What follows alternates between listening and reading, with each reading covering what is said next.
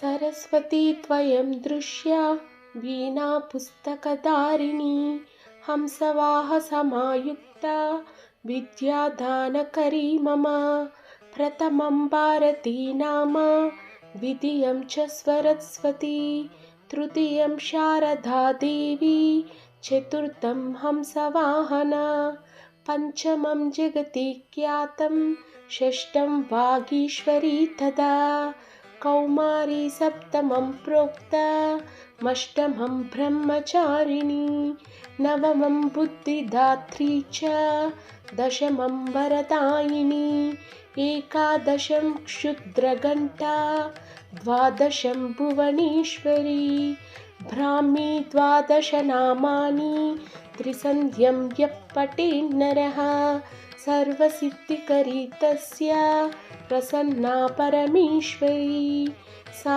मे वसतु जिह्वाग्रे ब्रह्मारूप सरस्वती.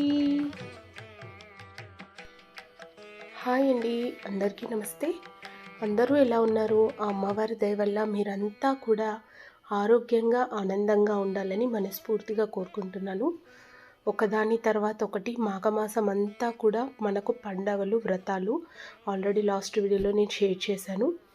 ఈరోజు ఎటువంటి కఠినమైన నియమాలు లేకుండా సింపుల్గా ప్రతి ఒక్కరం ఈ వసంత పంచమి నుంచి మొదలుకొని మన జీవితంలో ఒక భాగంగా ఈ రెమెడీని కనుక మీరు చేసినట్లయితే మీ పిల్లల భవిష్యత్తులో అద్భుతాలు అయితే చూస్తారండి. 100% చూస్తారు.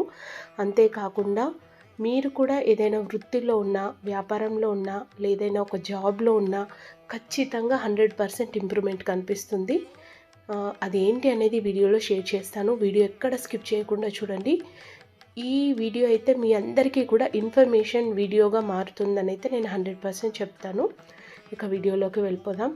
వసంత పంచమి మనకు 2వ తారీఖు వస్తుందా, 3వ తారీఖు వస్తుందా అదొక సందేహం. అయితే 2వ తారీఖు రోజే వసంత పంచమి పూర్తిగా ఉదయం 9 గంటల నుంచి ప్రారంభమవుతుంది.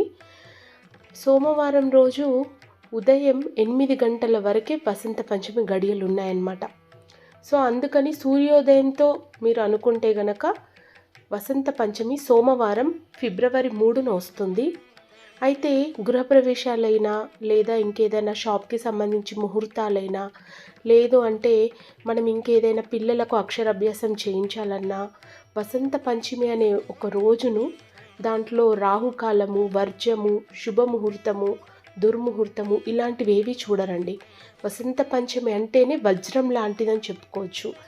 ఏదైనా ఒక పని మొదలు పెట్టాలన్నా అది మనకొక ఆయుధంలో పనిచేస్తుంది. సో అలాంటి రోజు మనకి సోమవారం సూర్యోదయంతో వస్తుంది కదా, అది మీరు కనుక పట్టుకొని చేసినట్టయితే ఉదయం 6:59 వరకే వసంత పంచమి యొక్క నిండు గడియలు వెళ్ళిపోతున్నాయి.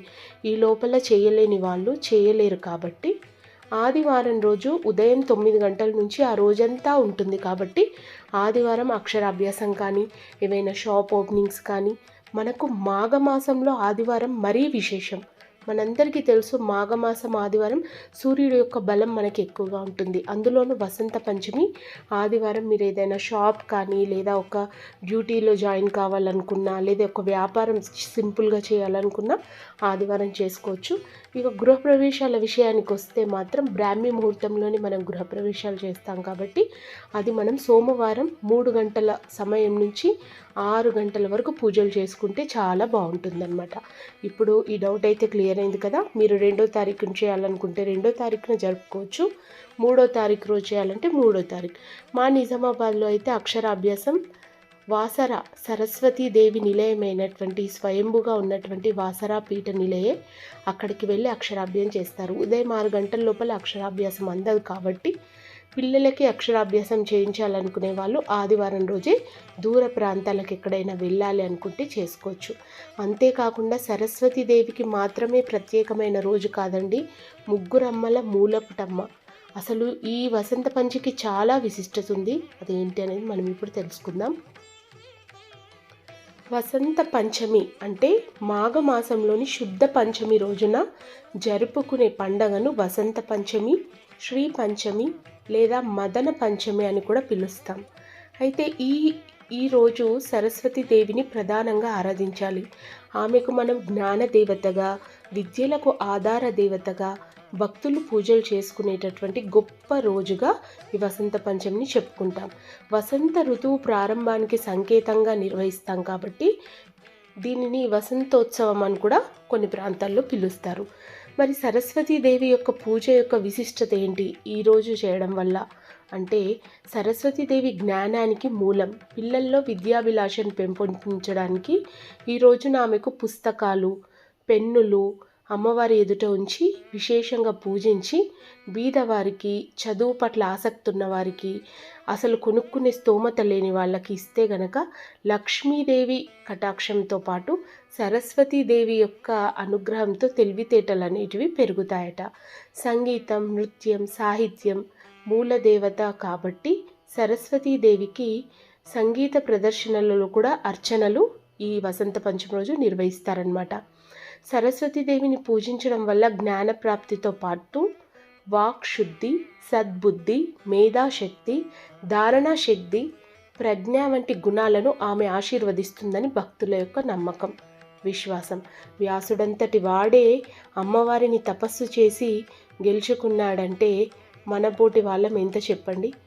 అయితే అమ్మవారికి వసంత పంచమి అంటే 5 ఆవు నెయ్యితో అయినా నువ్వుల నూనెతో అయినా ఈరోజు 5 వత్తుల దీపారాధన చాలా చాలా విశేషం అన్నమాట. అయితే సరస్వతి దేవిని మనం పూజించేటప్పుడు ముఖ్యంగా ఎలాంటి నియమాలు పాటించాలి, ఈ ఆరాధనలో దేవతల యొక్క పూజ యొక్క విశిష్టత ఏంటి అనేది కూడా తెలుసుకుందాం. ఈరోజు రతీదేవి మన్మధుడిని కూడా పూజించడం అనేది ఒక ఆనవాయితీగా వస్తుందట. మీరు ప్రేమకు సంకేతమైన దేవతలుగా ప్రసిద్ధి చెందారు. రాధాకృష్ణుల తర్వాత ప్రేమకు సంబంధించి న్యాయంగా ఉండే వాళ్ళల్లో రతీదేవి, మన్మధుడిని కూడా ప్రత్యేకంగా చెప్తారు. సో ఆ రోజు కూడా వీరిరువురిని కూడా ముక్కోటి దేవతలు ఆరాధిస్తారట. వసంత పంచమి ఆరాధనలో ఇతర దేవతల యొక్క పూజలు కూడా విశేషంగా నిర్వహిస్తారు. వసంత పంచమి రోజు ఎటువంటి శుభకార్యం చేసినా మనకు పట్టిందల్లా బంగారం అవుతుంది. ఒక పుణ్యతీర్థంలో మనం స్నానం చేసినా, లేదు అంటే ముగ్గురమ్మల మూలపుటమ్మ లలితాదేవి యొక్క ఆరాధన చేసిన ఆ రోజు నుంచి మనం ఒక లలితా సహస్రనామ పారాయణ మనం విశేషంగా ఆ రోజు నుంచి మొదలు పెట్టుకొని ప్రతి వారంలో వచ్చే శుక్రవారాలు, మంగళవారాలు, అమావాస్య, పౌర్ణమి, పంచమి తిథి అంటే ఈ నెలలో వచ్చే 5 రోజులు కనుక లలితా సహస్రనామ పారాయణ చేయాలని సంకల్పం తీసుకున్న ముక్కోటి దేవతల యొక్క ఆశీర్వాదం మనకు లభిస్తుందండి. ఏదైనా నియమ నిష్టలతో, భక్తి శ్రద్ధలతో, ఒక విధి విధానాలతో చేయడం వల్ల విశేషమైన ఫలితం మనకు కలుగుతుందన్నమాట. మరి అమ్మవారి పూజకు ప్రారంభించే ముందు ఎలా చేయాలి? నా మట్టుకొస్తే సరస్వతీదేవి ఫోటో కానీ, సరస్వతీ మాత యొక్క విగ్రహాన్ని కానీ, లేదు అంటే శ్యామలాదేవి ఫోటో కానీ, ఇంకా చెప్పాలంటే సరస్వతీదేవి హంస పైన తెల్లటి తామర పువ్వులో కూర్చొని ఉంటుంది.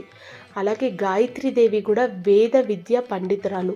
అమ్మవారు కూడా హంసలో తెల్లటి పుష్పంలో కూర్చొని ఉంటుంది. వేద విద్య పండితురాలుగా కూడా గాయత్రీదేవిని చెప్పుకుంటాం.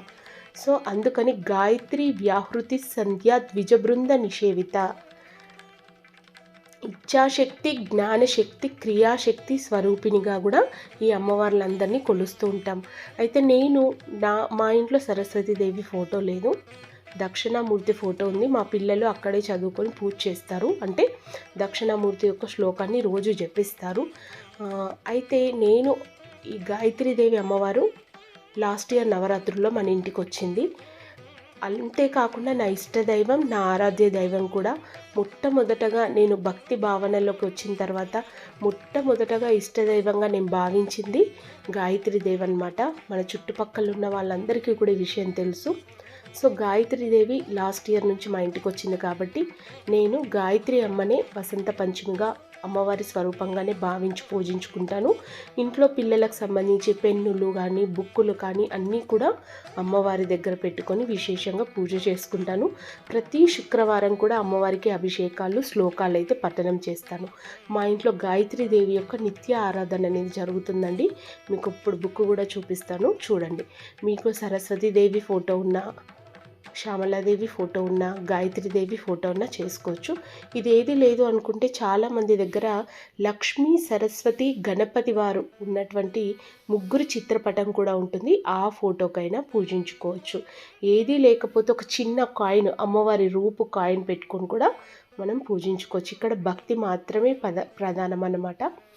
ఇలా నేను గాయత్రీదేవి యొక్క నిత్య ఆరాధన కూడా చేసుకుంటాను. విశేషంగా అమ్మకి ఇష్టమైన పంచమి, పౌర్ణమి అందరు అమ్మవార్లను ఒకే దగ్గర పెట్టుకొని పూజించుకుంటాను.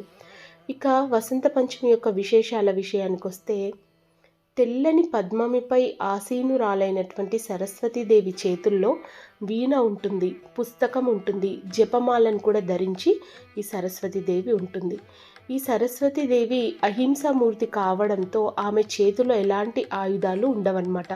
మీరు గమనిస్తే వేరే దేవతా ప్రతిమలు ఫోటోలు మీరు చూస్తే దుర్గాదేవి కానీ, లలితాదేవి కానీ, కంచి కామాక్షి, శంకు, చక్రము, గొడ్డలి, వారాహి అమ్మ ఇవన్నీ కనిపిస్తాయి. కానీ మనం సరస్వతీదేవి అమ్మవారిని చూస్తే చాలా శాంత స్వరూపిణి, అహింసకు దూరంగా ఎటువంటి ఆయుధాలు లేకుండా వీణ, పుస్తకం, జపమాలను ధరించి ఉంటుంది. తెల్లటి దుస్తులను ధరించి చాలా శాంతియుతంగా అమ్మవారు కనిపిస్తుంది. ఈ పూజ చేసే మనం కూడా ఆ రోజు తెల్లటి దుస్తులు వేసుకున్న, పీట పైన తెల్లటి వస్త్రాన్ని పరిచిన అమ్మవారి కటాక్షం కలుగుతుందని పెద్దలు చెప్తారు. ఇక ఈ పూజకు కావలసిన సామాగ్రి ఏంటి? ముఖ్యంగా అంటే తెల్లని పువ్వులు, తెల్లటి వస్త్రాలు, శ్రీగంధం వంటి వస్తువులను ఉపయోగించి సింపుల్గా అమ్మని పూజ చేసుకోవచ్చు. తెల్లటి పుష్పాలంటే చామంతి పూలు అనుకోవచ్చు, మల్లెపూలు అనుకోవచ్చు, లేదా మీ ఇంటి దగ్గర దొరికిన పారిజాతాలు అనుకోవచ్చు. ఏ పూలు పెట్టినా పర్వాలేదు. తెలుపు రంగులో ఉన్న పువ్వులు, తెలుపు రంగు క్లాత్, గంధము అనేది ఈ పూజకు చాలా ఇంపార్టెంట్ అనమాట. వ్యాస మహర్షి, వాల్మీకి, ఆదిశంకరాచార్యుల వారు కూడా సరస్వతీదేవిని ఆరాధించి వేదాలు, పురాణాలు రచించినట్లు విశ్వసిస్తారు. వేద విద్య పండితురాలైనటువంటి గాయత్రీదేవిని పూజించడం వల్ల కూడా సమస్త బ్రహ్మాండ కోటిలో ఉన్నటువంటి జ్ఞానము, తెలివితేటలు మనందరికీ కూడా వృద్ధి చెందుతాయి.